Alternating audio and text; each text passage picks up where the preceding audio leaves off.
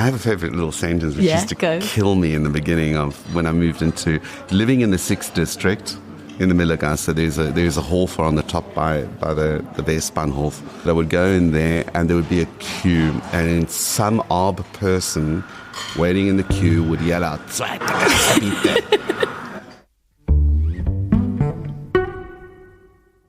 Welcome to One Day in Vienna. Our guest today, Blake Sclanders. Name: Blake Sclanders. Geburtsland: Südafrika. Ankunft in Wien. 2014. Familienstand. Verheiratet. Beruf: Luftfahrtexperte. I'm your host, Lauren Löw, and welcome to this podcast, where we're going to be uncovering those memorable anecdotes about this magical city that, let's face it, we all love and hate in moments. The expats featured in this show will be enlightening us as to how they navigate becoming a local in Vienna, often with a splattering of hilarious culture clashes to boot. Hello and welcome to One Day in Vienna. Today I'm sitting in the beautiful Café Savoy with Blake Sclanders. Hi, Blake. Hi, Lauren. So, Blake, what was the reason that you are in Vienna? What brought you to Vienna? Can you tell us a bit about that? Love. Oh. A relationship that is now in its 21st year, shall we say. And a partner who comes from around 80 kilometers south of Vienna in the region called the Bucklige Welt. So we've been back in Austria now just over 10 years, in particular in Vienna or the Vienna surroundings. Initially it was Vienna. And that's the reasoning. And we're talking about people's memorable experiences in Vienna, and we're trying to get like a lot of culture clash stories, exciting first day experiences, or memorable days. Could you tell us about your particular memorable day about this crazy city? I think it was sort of firstly re-establishing friendships or being, shall we say, invited to the friendship circle of my partner at the time, having grown up in the area, and having to spend my 40th birthday in a city that I was unfamiliar with, in a place in which, for a 40th back home in South Africa, if I still call it home, would have been probably filled with a lot of boozy wine and stuff like that, and it became a very sensible afternoon in a nice restaurant in the 7th district, in which my partner, bless him, he knows my favorite dessert is a lemon meringue tart, so he even sent the restaurant a recipe from a lemon meringue pie, which they had to make, which was completely foreign to them, but I didn't know about the afternoon, so it was a surprise party. And it's just, he knows how much I enjoy collecting vinyl records. So Vienna is just, it's an amazing place for that.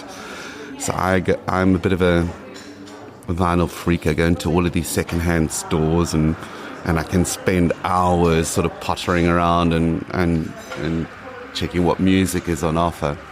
So after sort of cruising around the record shops, he had also bought me a new turntable for my birthday. And he said, well, let's go and have a look. And then we ended up in the 7th district at that, as I said, at a restaurant there. And I think the name of it was called Mark's Cafe. And they were, I would say, a group of around 20 friends, new and old. Okay, when I mean new and old, because obviously living in South Africa together as well, at a certain point in our life, we used to visit Vienna quite a lot. And we had I would say, an immediate circle of friends. And when I got there, and I was just thinking, he had put so much effort into, I get a little bit, lump in the throat. He had put so much effort into just the little things that he knew I liked, like the lemon meringue pie and a couple of bottles of rosé. He knows it's my favorite. And there was this great table where everything was just perfect. He had thought of every single little detail, from the location, which was sort of modern punk celebrate food, to the way the table was set up. It wasn't in a long line when I wouldn't get anyone sort of, I would have to move around the table to chat to people. He had made a kind of a square where we had all been able to sit and just, without moving around, just be able to have a great conversation. And then he had all of these little elements of small nibbly bits, food prepared, and I just thought I was in such a bad space having moved, and what he had done for me was just so sweet. Sorry, getting a little emotional. That's so sweet. And then you felt the embrace of Vienna. You're like, okay, maybe this is my home. Maybe I am a little bit of a prat. There are elements that you can make your own, and he just turned it around for me. He knew I was in a bad space. He said, well, what would Blake do if he would be in Johannesburg celebrating his birthday? How would he do it? And let me take that under my sort of wing and just surprise him, because I honestly thought it was just going to be the two of us. I just said to him, all I want to do is go around and cruise and buy some music. Thanks for the turntable. It's amazing. I couldn't wait to play it. And then all of that had Did you end up in Café Savoy in the morning? No, we didn't. So it wasn't that long. Not on that day. It was It wasn't. But it was just such a super day. Yeah.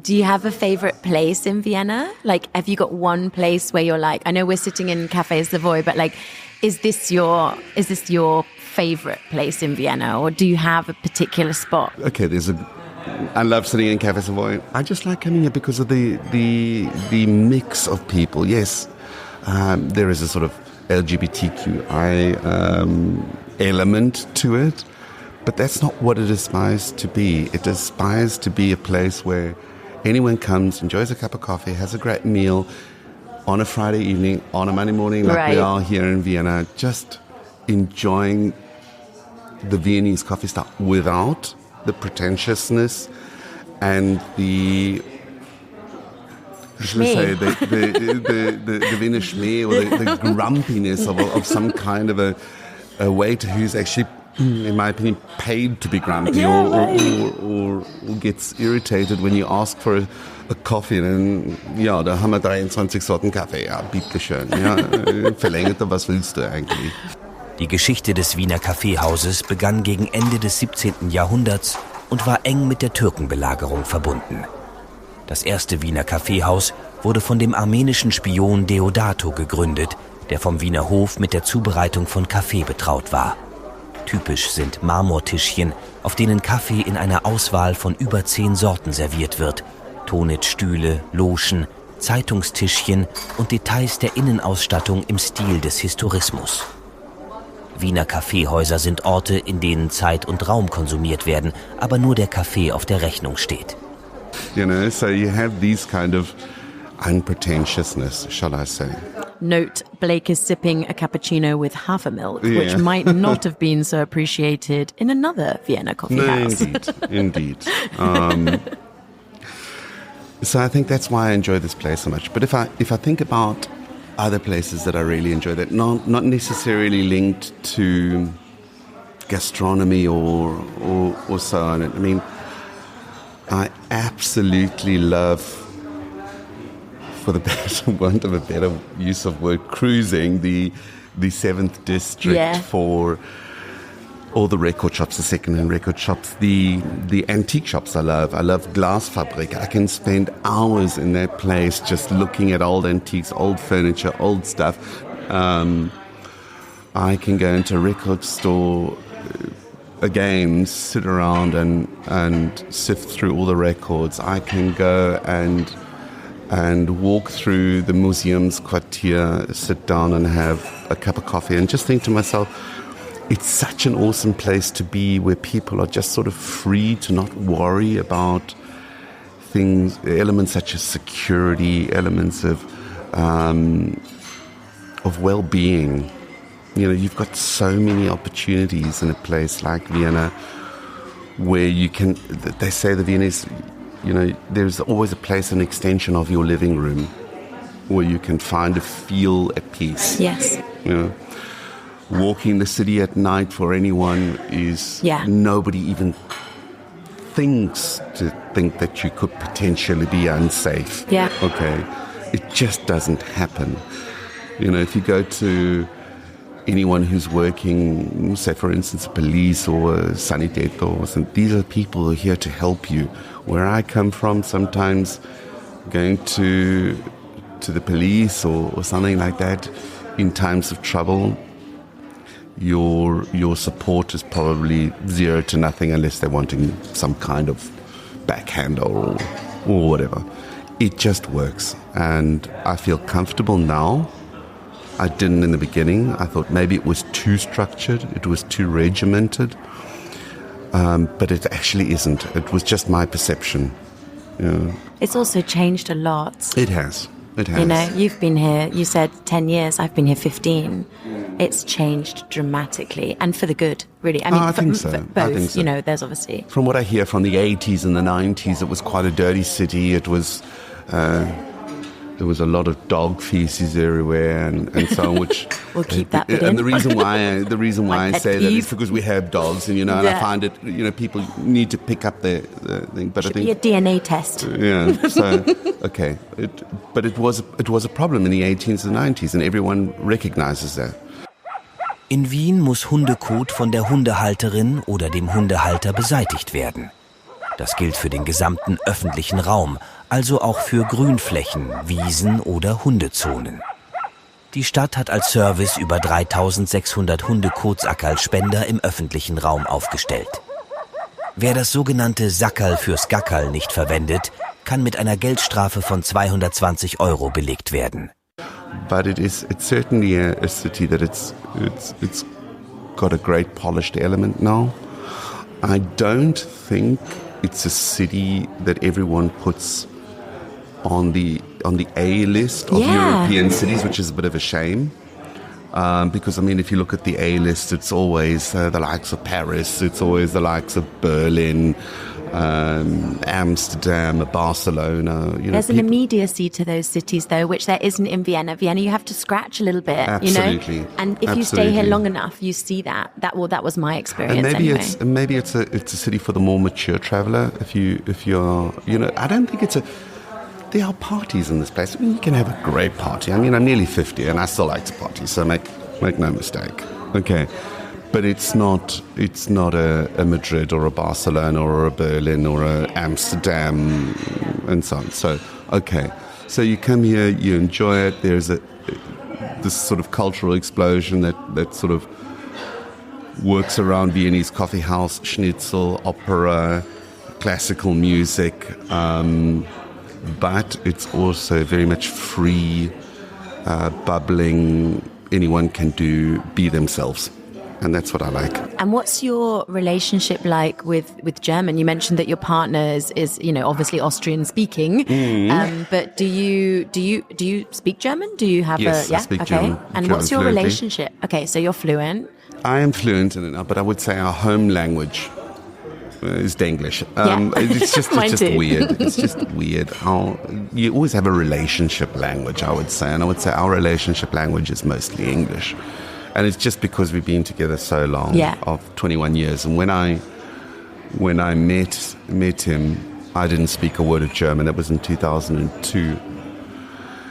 And because I spoke Afrikaans coming from South Africa, I studied in Afrikaans, although my mother tongue is English. I went to university and studied in Afrikaans there. But I was trying to compensate my knowledge of Afrikaans and trying to apply it to German, and it was just a mess. It was a complete disaster from beginning to end. I theoretically had to erase my Afrikaans knowledge and had to restart this whole thing, learning German. And I just thought, this is a massive undertaking. And then that was in Düsseldorf. So when I speak German here in Vienna, sometimes people think they can't quite place my accent. is he German? Is he Austrian? It's a bit odd. And then because I sort of work between Austria and Germany, and then when I'm in Germany, they will think I'm Austrian straight away because then I come up with these words and schauen, Schamadazan, that's not Austrian, not German, sorry. Do you have a favorite Austrian word, actually? I have a favorite little sentence which used to kill me in the beginning of when I moved into living in the 6th district in the Millergasse. There's a Hofer on the top by the Westbahnhof. And let me say this, you don't hear this in the neighborhood I now live in at the Hofer. But I would go in there and there would be a queue, and some arb person waiting in the queue would yell out, and I would just go, oh my God, gee. Am Land, where we live now, a little bit on the Speckgürtel, you would never hear anyone yelling from the back as if it would be like some kind of right to a second Kasse, It just used to astound me. Bitte never really feels like a bitte, does it? No. It was just every time I would turn around and give the look of death to this person. I mean, these people are also just trying to do a job, So I think there are a couple of other words. I mean, the classic, oida can be used for everything, but as an ex-smoker, shall we say, the word chick. Yeah. Oh, God, what is a chick? Just cigarette bitte.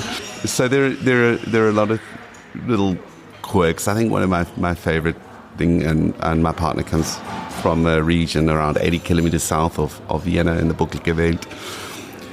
I mean, that's a whole nother dialect. I mean, that took me years to understand when his parents were talking to me or something like that. I mean, the things like Leival, or Fieti Papa Pose. It's all very charming in a certain way. So in the beginning, he would always say to his parents, please speak Hochdeutsch to Blake, because the dialect, and they'd say, well, they'd rather speak to me in English than try and speak in Hochdeutsch, because it just doesn't work for them. It just doesn't feel natural. Yeah. Blake, thank you so much for being with me here today and sharing your really, really touching story with us. You're very welcome. Auf Wiederhören. Thank you. You love Vienna too and want to learn German? Innis Vienna will get you there. Vienna's best language school offers a variety of courses and trainings at different levels, at different times, and at different intensities. All information about Innis Vienna and today's guest can be found in the show notes. And there we also explain all other German words, terms, and Viennese areas from this episode. Thanks for listening. Auf Wiederhören.